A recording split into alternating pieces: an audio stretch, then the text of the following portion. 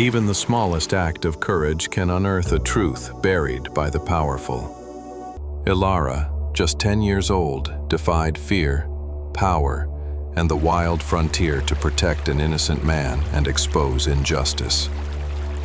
Watch the full story to uncover what she found in the storm that changed everything. Her bravery proves that righteousness doesn't come from strength or age, but from resolve. Tell us where you're watching from, join our Sleep West family, and let's ride into the story.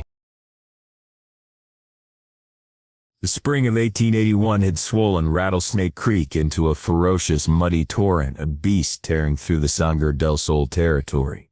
Its rage had been fed by days of relentless downpour. 10-year-old Elara Finch, lean and quick in a faded denim dress and her late mother's wide-brimmed straw hat, urged her scruffy donkey, Dusty, toward the crumbling sod house that was her only refuge. 4 days earlier, her uncle, a prospector with a booming laugh and an eye for trouble, had ridden out searching for a rumored silver vein and hadn't returned. Now Elara was utterly alone. The silence of the house broken only by the creek's menacing roar. She secured Dusty, her small hands raw from the chill. The air reeked of wet earth and copper. As she peered at the churning water, a flash of movement caught her attention. A dark shape pinned between submerged driftwood and a thicket of weeping willows. At first, she dismissed it as debris, a casualty of the flood's hunger. Then, a hand broke the surface, fingers weakly grasping the air, a desperate sign of life. Her breath hitched. Without a moment's hesitation, she kicked off her worn leather shoes, flung her hat to the mud, and plunged into the glacial water. The creek struck her like a physical blow, stealing her breath and burning her skin. It seized her dress, the heavy fabric instantly becoming a leaden shroud around her legs. Every rational thought screamed retreat, but those struggling fingers belonged to someone facing certain death. Elara fought the powerful current, her arms churning, her single braid trailing like a dark snake behind her. She reached the figure, a man, his face a rich, sun-darkened copper, half submerged. A wicked gash bled profusely from his shoulder. His dark eyes, clouded with pain, yet burning with an unsettling awareness, locked onto hers as she managed to hook an arm under his ribs. "Hold on, just a minute," she yelled, her voice swallowed by the water's din. He was unnervingly heavy, a dead weight as the current slammed them against a boulder. Elara's side screamed in protest, but she clung to him, her fingers digging into his worn leather tunic. She knew this creek, its hungry bends, its swirling eddies, and the deadly cascade 100 yards downstream that had claimed the lives of a trapper and his wife last year. With a gasping heave, she angled them toward a massive cottonwood, its exposed roots still tenaciously gripping the bank. Her hands, scraped and raw, seized the knotted branches, and she dragged the man toward the shallowest part of the riverbank. His breathing was shallow, his skin cold as the river stones. "I vow I won't leave you," she whispered, the words choked out by exhaustion and a fierce, stubborn flame of resolve. "I won't let you drown." On the muddy bank, Elara collapsed beside him, her chest heaving violently. The man was of the Paiute people, his long black hair plastered to his forehead, a carved obsidian bird pendant gleaming faintly at his throat.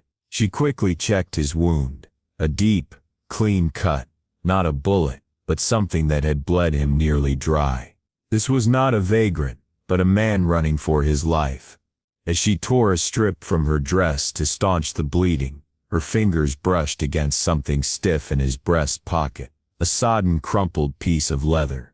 She unfolded it, and her heart seized. The distinctive, looping handwriting was her Uncle Jed's, scrawled in obvious haste. "Meet me at Sentinel Rock."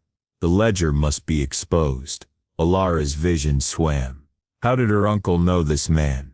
What ledger was so important that it was worth vanishing for? She struggled to haul him toward the sod house, her small body shaking under his weight. The rain returned, stinging her face, but she moved with a sudden driven focus. Inside, she quickly built up the fire, its hungry warmth battling the damp chill. She covered the stranger with her uncle's buffalo hide, her hands steady now, as she pressed the cloth to his wound. His eyes fluttered once, but he did not wake. The obsidian bird on his chest shone in the firelight, a silent promise of secrets waiting to be unearthed. Elara's mind raced, her uncle's note, the Paiute's desperate wound, the creek's unrelenting fury. She was just a child, but this wilderness, the Sangre del Sol, demanded courage, and she would meet that demand. The fire crackled, but the air in the sod house was thick with unspoken questions. The stranger, Kohana, a name whispered on the wind, lay motionless. His people, the Paiute, spoke of a sentinel rock, a jagged monument where the territorial governor's lies were said to be carved in stone. Elara knew her uncle's message was a beacon, but also a target. The bleeding had finally slowed, yet Kohana's skin was clammy, his breath faint. Elara tightened the crude bandage, her movements precise despite the fear coiling in her gut. The house's frame groaned in the wind's grip, but a new sound cut through the storm's noise. The rhythmic heavy thud of horses' hooves, growing closer, louder. Elara's heart hammered a frantic rhythm. She darted to the small, grimy window, peering through a crack in the shutters. 3 riders materialized from the swirling mist, silhouettes of menace against the deep canyon walls. There was Marshal Thorne, his star glinting like a cold eye, Captain Riker, stiff and arrogant in his cavalry blues, and Silas Meade, the wealthy railway magnate, whose expensive leather coat glistened with rain. Elara smoothed her skirt, pushed back her damp hat, and stood straight, a small, defiant figure. She opened the door just as Thorne's fist was raised to knock. "Good morning, Marshal," she said, her voice surprisingly level. Thorne's face, weathered and harsh, was set in granite. "Elara Finch, we're tracking a renegade Paiute. He attacked a supply wagon, left a man dead. Have you seen anyone lurking out this way?"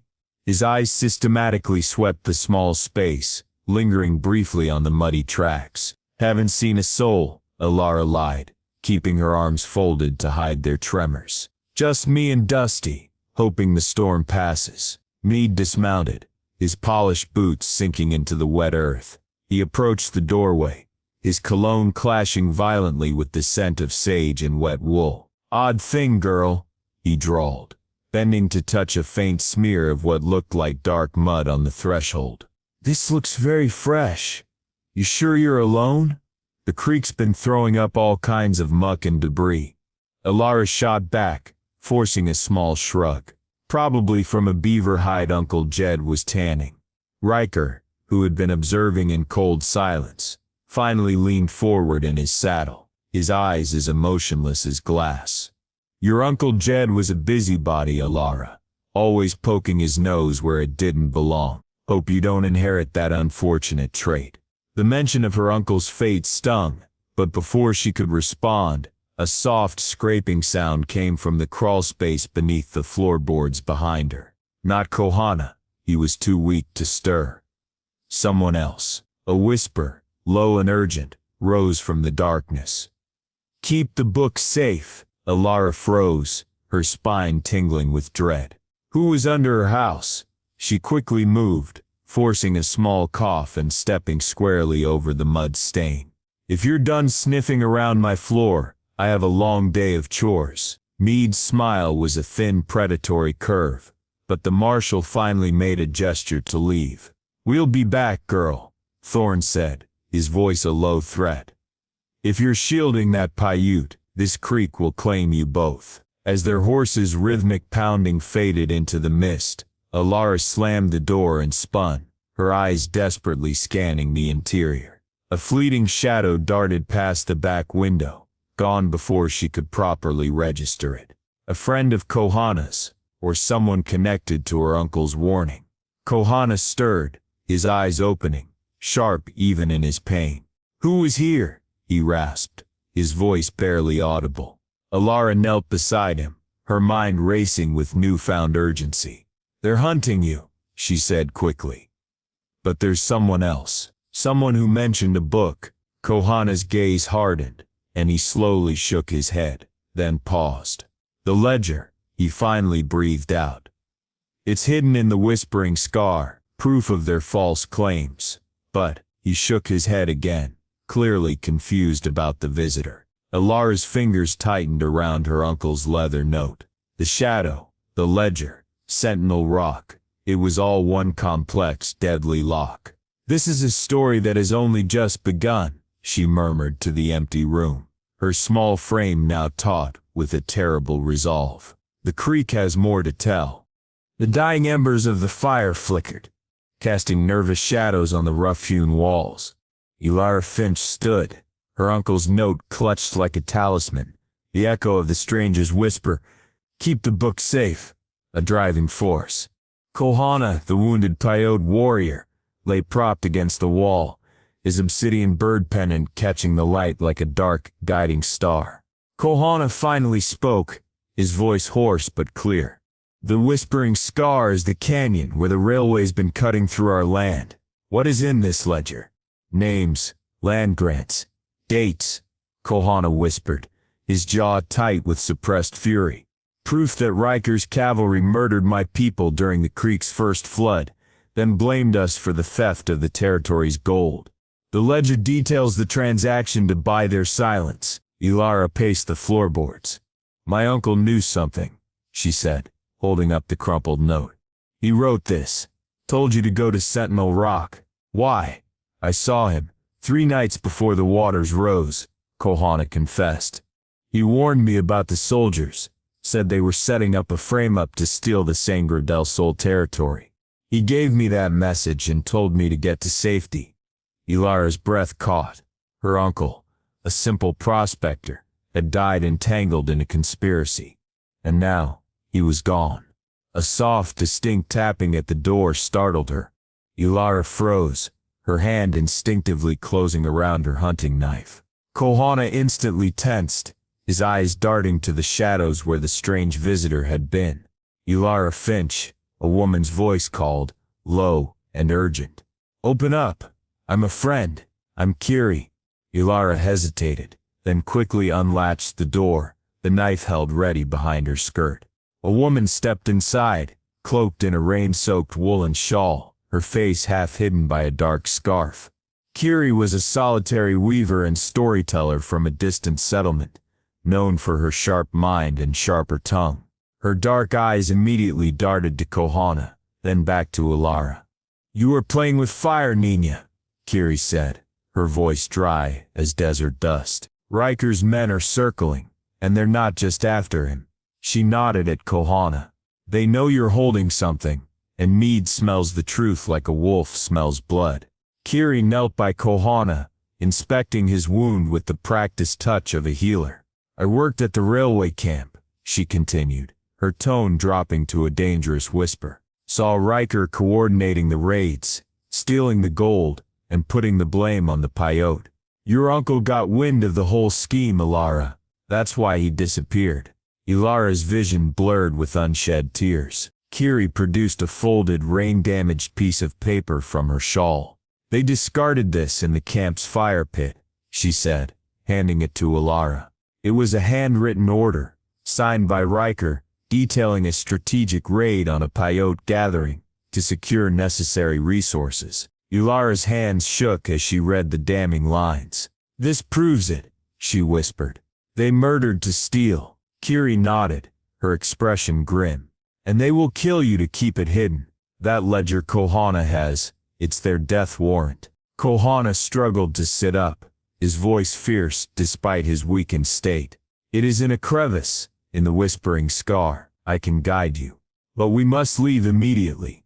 Elara looked from the paper to Kohana, then to Kiri. The sod house felt like a flimsy paper cage. "I'm going with him," she stated, her voice small yet resolute. Kiri's sharp eyes softened, but she shook her head. "You are just a child, Elara. This is a man's war." Elara stepped closer, her uncle's note and Riker's letter clutched tightly. "It's my uncle's fight," she countered, "and I won't let it be forgotten." Kohana met her gaze, a deep flicker of respect evident in his eyes. "Tuke," he said softly, using the Paiute word for resolve. "Your spirit is strong like your kinsman." Kiri sighed, gathering her satchel.